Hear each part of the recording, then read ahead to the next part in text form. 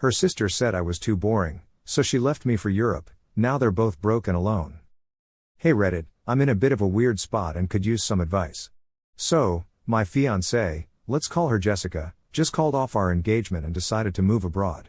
This all kicked off after her sister, Susan, who's kind of a social media influencer, started hanging out with Jessica a lot more. Susan filled Jessica's head with ideas about the dream life she could have. Jessica and I had been together for 4 years, engaged for 1, and I thought things were going great. We were saving for a house, planning a future, the usual stuff. Sure, we had our disagreements like any couple, but nothing major. I have a decent job with good prospects, and Jessica had a stable job too. We were comfortable, and I thought, happy. Susan, who's a few years older, always seemed to be living this glamorous life, traveling, posting pics from incredible places, and hanging out with rich folks. She calls herself a lifestyle guru or something. Honestly, I always found her a bit much, very caught up in appearances and what others think, but she was Jessica's sister, so I tried to get along. Susan never really liked me, though. She'd make snide remarks about my job being boring or our town being too small. About 6 months ago, Susan came back to stay with her parents, so she was around a lot more.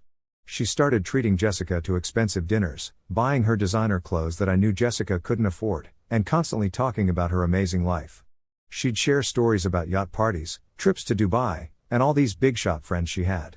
Susan kept telling Jessica that she was young, beautiful, and wasting her prime years.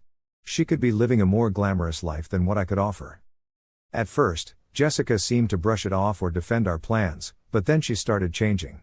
Our life suddenly seemed boring to her, my job was dull, our apartment too small, and our friends uninteresting. She started comparing everything to Susan's tales and got hooked on social media, drooling over influencer and celebrity lifestyles. That's when the fight started. Jessica would throw around comments like, "Susan says I should aim higher." Jessica began to doubt our plans, thinking maybe Susan was right and she was settling. I tried talking to her, reminding her of our love and goals. I pointed out that Susan's lifestyle seemed pretty shallow, relying more on rich connections than true happiness. I told Jessica that a real relationship is about building a life together, not chasing after glamour. I stood my ground, saying I wasn't going to apologize for wanting stability and long-term joy instead of chasing some flashy illusion. I even suggested that Susan might have been more interested in her own image than Jessica's happiness. This sparked bigger arguments. Jessica said I was jealous of Susan and trying to control her, while Susan encouraged her to escape the negativity. Jessica started spending less time at home, and when she was there, she was glued to her phone, browsing travel sites and luxury brands Susan recommended. About 2 weeks ago, Jessica came home and said she was done. She claimed Susan had opened her eyes to a bigger world, and she needed to experience it. She broke off our engagement, planning to move to a European city known for its party scene. Susan apparently has connections there to help Jessica get started. Jessica said I was a good guy but not the right guy for her new journey. She wanted someone who could match her vibrancy and support her dreams of a luxurious life. I was hurt and angry, but I didn't beg or promise to change who I am. I told her I thought she was making a huge mistake chasing a shallow dream and throwing away something real for something superficial. So, I was chilling with Jessica, and she got really mad when I casually mentioned that I had no clue about her sister or what she really wanted in life. She snapped, saying that Susan was the only one who truly got her potential. The very next day, Jessica started packing up her stuff. I didn't try to stop her or anything, I actually helped her load her boxes into her parents' car when her dad came by to grab her things. I kept my cool, didn't make a scene or cry. I just told her I accepted her decision, even if I didn't agree with it, and wished her luck, though I secretly doubted she'd find what she was looking for. Jessica seemed a bit shocked that I wasn't putting up a fight. Maybe she expected some dramatic breakdown. Susan was there too, with that smug look, bossing Jessica around about what to pack and what to leave, making snarky comments about the junk Jessica had collected while living with me. I just ignored Susan. Jessica officially moved out last week, and the apartment feels pretty empty now. Our friends are a mixed bag, some are shocked, while others, especially those close to Susan, think Jessica did the right thing. My family's upset for me but also thinks I'm better off without someone so easily swayed. So, I'm wondering, am I the jerk here for not fighting harder for us? Should I have gone all out with grand gestures, promising her the moon, trying to be what Susan wanted for her? Part of me thinks if she could be swayed so easily by her sister's dream world, maybe our relationship wasn't as strong as I thought, and trying harder would just drag out the inevitable. But another part wonders if I gave up too easily on someone I loved. Update: it's been 3 months since Jessica left. Thanks for all your comments and judgments on my original post. Most people think I'm not the asshole and that I handled things the best I could, given Jessica's determination to leave, heavily influenced by her sister Susan. Your perspectives helped me feel more secure about my decision, or rather, my decision to not beg her to stay. So, what's happened since? Jessica moved abroad, and although I haven't gone looking, mutual friends sometimes bring up what she's up to, or I see Susan's social media posts. It all looks like non-stop parties and new faces. Susan was with her for the first few weeks, and her social media was packed with pics of them at trendy clubs, exclusive events, and hanging out with people who looked like they had serious money. Susan always tagged everything with those aspirational hashtags, captioning photos like, "Showing my sis how to live her best life" or "Freedom looks good on you, Jessica." It was all very curated, fitting Susan's influencer vibe. Jessica posted a bit too, mostly selfies with Susan, looking all hyped. About a month after she left, I got the final utility bill for our apartment, which was still under both our names, and it was higher than usual. Turns out, there were a ton of international calls made from our landline to the country she moved to, right before she left. Long calls, obviously planning it all out. She never mentioned these and left me with the bill. It wasn't a massive amount, maybe a couple $100, but it was the principle of it. She didn't even bother tying up her loose ends before leaving. I paid it and switched the account to my name, but it left a sour taste. I also had to cancel a few subscription services tied to her cards but billed to our shared address. More little annoyances that showed she was way more into her new life than dealing with the stuff she left for me to handle. A mutual acquaintance, someone on Jessica's side of things, messaged me about 6 weeks ago, asking if I'd heard from her. I told them no, and they went on about how great of a time Jessica was having, with loads of new opportunities. It felt like they were trying to make me feel bad or see how I'd react. I just said, good for her, and left it at that. Susan's still posting about her lavish lifestyle, but Jessica's not in her posts as much anymore. Now, it's all about Susan's new designer stuff, her trips, and her high-profile friends. Jessica pops up in the background sometimes, but she's not the co-star of Susan's "Look How Great Our Life Is" show anymore. I don't know if it means much, but it's something I noticed. I haven't tried reaching out to Jessica. I don't feel the need. The initial hurt has mostly turned into disappointment and the realization that the Jessica I thought I knew might have been someone that existed before Susan's intense influence, or maybe she was always up for this kind of thing. Hey Reddit. So it's been about 8 months since I first shared my story here and 5 months since my last update, and a lot has happened. I'm starting to wonder if what I did recently was a bit too much or just right. For anyone catching up, here's a quick recap. My ex-fiancée, Jessica, ditched me for what she thought was a glamorous life abroad, all thanks to her influencer sister, Susan. I didn't plead with her to stay, she left, and I started focusing on myself.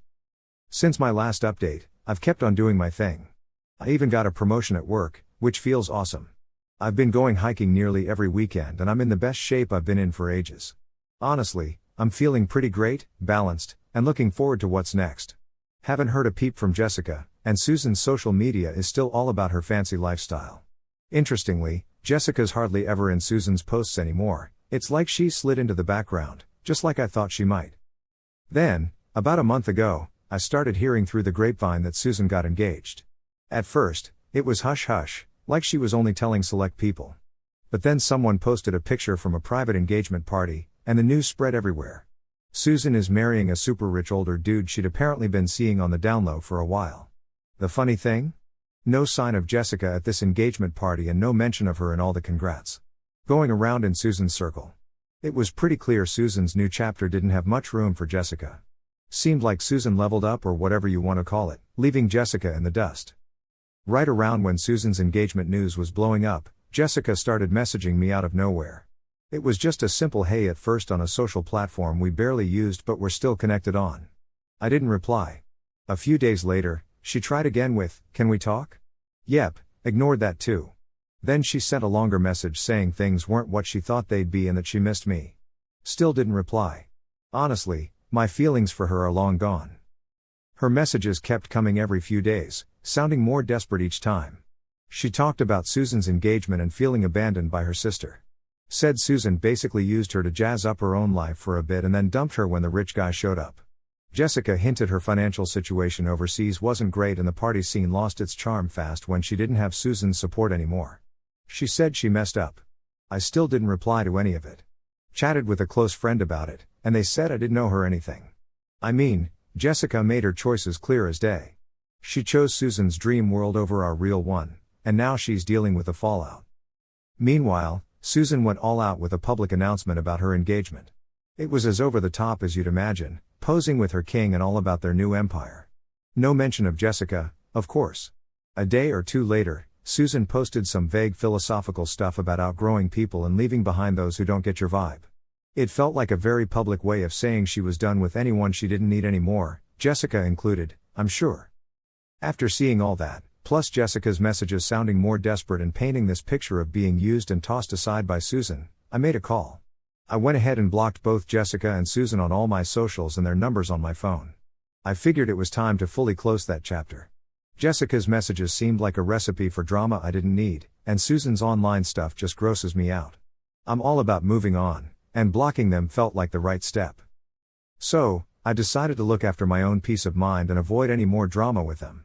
I don't really have anything against Jessica, but I'm not going to take responsibility for the mess she's in. She walked away, and I let her. Now, I'm just distancing myself even more. Fast forward 4 months since I blocked Jessica and Susan, and life's been pretty great. The best part? I started dating someone new, Carla. She's absolutely amazing. Carla's a vet, super nice, grounded, and she loves the outdoors just as much as I do. We met through a friend at a hiking group, totally unexpected but it clicked. Our relationship is going at a nice pace, full of respect and real feelings, which is a nice change from all the drama I had with Jessica. Carla knows about Jessica, not all the nitty-gritty, just that I had a rough breakup and an ex-fiancé who bailed on me. She's been really understanding. Then, 2 weeks ago, my past just kind of showed up at my door, literally. It was a Saturday afternoon, the doorbell rang, and there was Jessica. She looked different and honestly, I thought about not answering. But I decided to face it. She looked shocked I answered, then started crying and ranting about how things fell apart for her after Susan basically kicked her to the curb once she got engaged.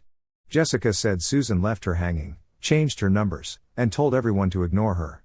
She mentioned being broke, losing friends, and how the party scene got depressing and lonely. She sobbed, saying she realized ditching me was a huge mistake, calling it the worst one of her life. She claimed I was the only one who truly cared for her and blamed Susan for turning her against me. Then she did what I expected, asked for another chance, saying she loved me and could make things right. I listened quietly, and when she stopped for a breath, I told her calmly that I was sorry she went through all that, but there was no going back. I've moved on with my life, and her decisions had led her here. I reminded her that she seemed fine with leaving back then, and her regret now didn't change what happened. Then I mentioned I was seeing someone else, and I was really happy. Her tears dried up instantly and she got angry, saying I moved on too fast and asking if our 4 years together meant nothing. She thought I should have waited for her and said I owed her a chance to fix things. She even asked who Carla was and insisted that she understood me better than anyone. She accused me of settling for less out of spite. She got loud, calling me heartless for not taking her back and questioning if I ever loved her. I stood my ground and told her my relationship with Carla was none of her business, and I wouldn't let her insult Carla. I repeated that her problems were her own doing, and I wasn't responsible for them. I asked her to leave, but she wouldn't stop, saying her parents were disappointed, and Susan was awful. When she tried to grab my arm, I backed off, aware of the neighbors. I firmly told her that if she didn't leave, I'd call the police. That seemed to hit home. She broke down again, this time with anger mixed in, called me heartless, and then stormed off, looking hurt and mad. I closed the door, feeling reassured that moving on was definitely the right call. So, here's the scoop. A while back, I had to block this girl, Jessica, from my life. I caught up with my girlfriend, Carla, later that day to fill her in, and she was just the best, super supportive and understanding about the whole thing. She said I did the right thing by keeping my happiness intact, which only made me realize how awesome Carla is and how much I want a future with her, far from all the Jessica and Susan drama. Now, fast forward, this whole saga went on for about 6 months since Jessica popped up unannounced at my place. Thanks to all you Reddit folks for following along and giving advice, it really helped me lay it all out. After that confrontation with Jessica, she didn't exactly take the hint. Her desperation hit a whole new level. Just a few days later, Carla and I were enjoying a dinner date at our regular spot when who should show up but Jessica. Can you believe it? She must have been keeping tabs on my whereabouts because she just showed up and made a scene at the restaurant. She was yelling about me abandoning her and threw a bunch of insults our way, especially ugly ones at Carla, calling her a homewrecker. Ridiculous, given my thing with Jessica was long over before Carla even entered the picture. Carla took it like a champ though, suggested we just leave. But then Jessica tried blocking me and grabbing my arm. Crazy, right? The restaurant manager had to step in and kick her out, but not before she stormed off yelling threats about how I'd regret it and how I owed her something. The harassment didn't stop there. For weeks, I kept getting these creepy calls from unknown numbers. Most were silent, but sometimes it was Jessica, crying, begging, then flipping to insults when I wouldn't engage. She even tried roping in my friends and family, painting herself as the victim and me as the villain who dumped her over some minor mistake. Luckily, my circle knew the truth and ignored her antics. The worst was when Jessica tracked down Carla at her workplace, a veterinary clinic she found online. She showed up with a made-up story about a sick pet, trying to convince Carla that I was still in love with her and using Carla. But Carla is no fool, she saw right through it, told Jessica to scram, and not to come back. This overstep really ticked me off. I was furious. So, I got a lawyer involved. We sent Jessica a formal cease and desist, detailing her harassment and warning her of legal action if she kept it up. During all this chaos, Carla and I only grew closer. She was my rock, handling everything so calmly and supporting me, despite being dragged into drama she never asked for. We started making plans for our future, talking about houses, maybe even marriage. You know, all the good stuff I once dreamed about with Jessica, but this time it felt genuine and solid. Then, about 2 months ago, Jessica made one more desperate move. She went straight to my parents' house, unannounced, all disheveled and tearful, spinning this dramatic tale of being broke and homeless because I wouldn't take her back. She begged them to make me forgive her or at least give her some cash. My folks, kind as they are, felt bad for her sorry state but knew how much happier I am with Carla. They gave her a bit for a meal and a place to stay but firmly told her to butt out of my life and get help, either from her own family or a professional. She didn't take that well, had a full-on breakdown in their driveway, throwing the money back, screaming that it wasn't enough and that they were as heartless as me. It was a whole scene. My dad had to step up and tell her to leave or he'd call the cops. She left eventually, and that's been it for direct contact. Word is, Jessica moved back to her hometown but isn't staying with her folks. She's having a rough time, working a low-wage job and pretty isolated. Her sister, Susan, is out living her best life, married and wealthy, but has had zero involvement in helping Jessica. Sounds like their sisterly bond is pretty much non-existent now.